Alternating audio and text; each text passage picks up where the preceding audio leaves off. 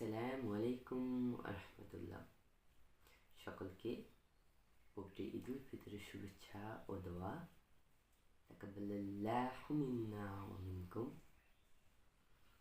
পরিসংখ্যানে দেখা গিয়েছে 2024 সালে বাংলাদেশে রোজার ঈদের 15 দিন আগে পরে মিলিয়ে মোট সড়ক দুর্ঘটনা হয়েছিল 399টি, যার 198টি মোটরসাইকেল অ্যাক্সিডেন্ট।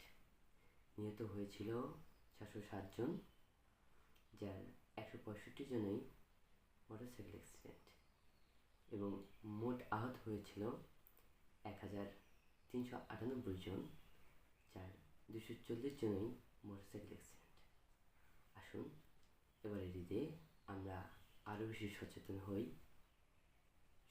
হন, ইনশাআল্লাহ নিরাপদ জীবন।